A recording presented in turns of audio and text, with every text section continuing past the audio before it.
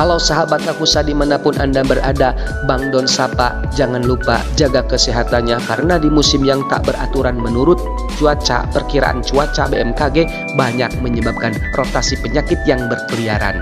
Jadi oleh sebab itu jagalah kesehatan, pola makan juga pola pikir, dan mari kita berdoa semoga sehat panjang umur dan tambah rezekinya. Amin dan gaskan.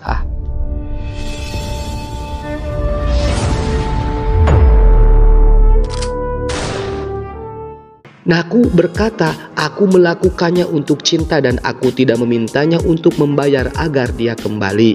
Akhirnya Naku sedih karena menurutnya Data tidak ingin dia menjadi bagian dari hidupnya. Ba'adi pun terlihat jadi ikut-ikutan sedih dan kaget. Naku berkata, akulah yang mengajarinya kalau tidak ada gunanya menikah jika tidak ada cinta.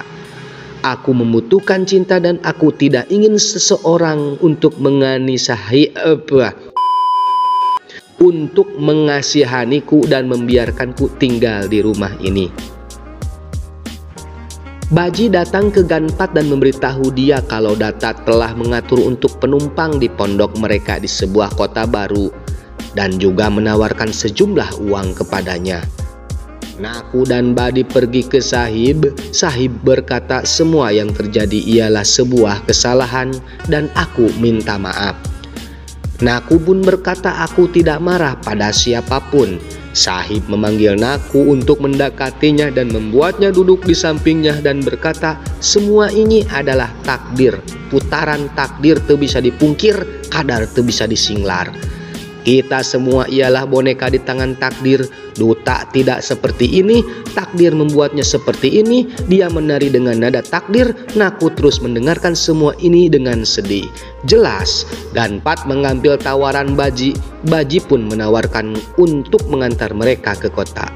Sahib kemudian meminta Naku untuk menunggu dan pergi dan mengambil sari, menyerahkan kepada Badi. Badi terlihat sedih pada Naku mengambil sari tersebut dan mengambil berkah dari Sahib. Setelah Ba'adi meminta berkah dari Sahib, lalu Sahib menghampiri Naku dan memberikan sari itu padanya. Lalu Naku pun menunduk meminta berkat. Setelah itu suasana haru mengiringi langkah kepergian Naku dan Ba'adi. Di sisi lain, Duta masuk ke kamarnya dan memberitahu Naku bahwa patung dewanya telah menghilang. Data berdiri di atas sindur yang berserakan di lantai. Data kemudian mulai memikirkan sesuatu dengan gelisah. Di kamarnya mengingat bagaimana dia bisa menikahi Naku si Mehong. Data kemudian mengingat adegan di mana dia membuka dirinya untuk Naku dan menikahi Naku. Data pergi bercermin, melihat dirinya sendiri. Kenapa dengan aku? What happened? Apa yang terjadi?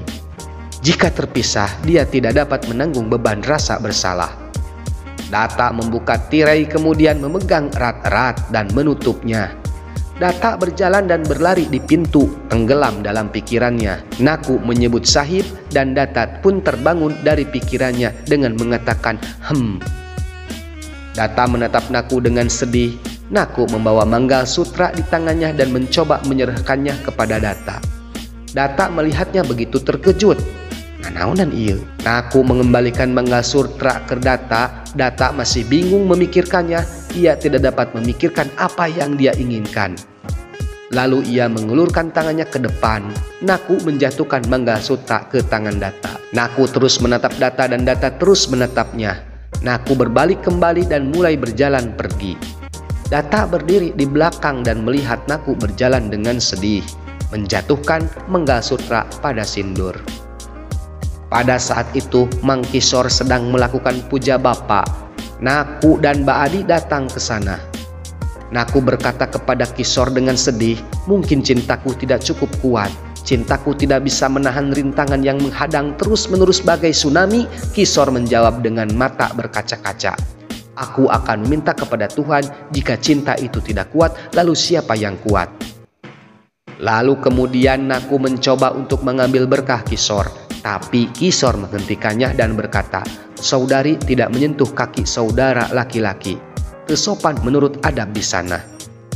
Kisor berkata, aku tidak pernah menginginkanmu pergi dari rumah ini. Akulah satu-satunya yang bisa membantu Data. Kemudian Kisor mengucapkan goodbye alias selamat tinggal Titi DJ alias hati-hati di jalan kepada Naku. Naku dan Mbak Adi meninggalkan tempat itu dan Kisor meneteskan air mata. Si trio kuek-kuek di kamarnya bersorak-sorai tersenyum atas kemenangan mereka dengan bersulang minum ale-ale dan marimas timang dayat. Dan tiba-tiba mereka terkejut melihat Naku di pintu. Mereka pun kemudian memulai dengan bersandiwara dan mereka bertindak seolah-olah Nakulah yang bersalah. Mereka mengejek Naku, Kala meminta Naku masuk dengan cara yang sangat sarkastik. Naku masuk disambung lidah Kala dan berkata, "Ini yang kau inginkan bukan? Kau ingin menikahi Datta?" Naku mengatakan bahwa aku hanya seorang gadis desa biasa. Aku bisa melakukan tindakan palsu jika aku mau, tapi aku hanya tidak ingin merepotkan orang lain. Jika aku pernah mengganggumu, maka maafkanlah aku. Aku akan mengingat saat aku habiskan waktu denganmu di rumah ini. Kau sangat membantuku. Aku akan berdoa kepada Tuhan untuk kebahagiaanmu dan aku pun pergi. Lela sesorongot alias menyambar bicaranya. Apakah Naku sedang mengucapkan selamat tinggal atau mengejek kita? Kala menutup mulutnya dengan berkata, kalau Naku akan pergi, tidak perlu menyia-nyiakan otakmu karena maksud Naku. Saat itu Baji di pintu masuk mengatur kendaraan untuk keluarga Naku. Badi sedih dengan Baji menatapnya lalu mendatangi dan berkata, belum siap. Aku tahu kamu sangat terikat dengan rumah ini. Dan aku tahu, ya kau membuat kesalahan dan itulah yang dia coba lakukan sekarang. Dia akan memberimu uang dan tempat tinggal. Baadi berkata, apakah kesalahan putriku? Kalau dia mencintai Datta, dia ialah wanita yang hebat. Dia ingin menginjak-injak hatinya karena kebahagiaan Datta. Tapi Datta mencekik nyawanya sebagai gantinya. Dia tidak akan pernah bahagia. Baji terkaget berdiri khawatir dan Baadi terus menangis. Di luar Baadi dan Seji memasukkan barang-barang mereka ke mobil. Baji bertanya pada Baadi di mana Ganpat berada.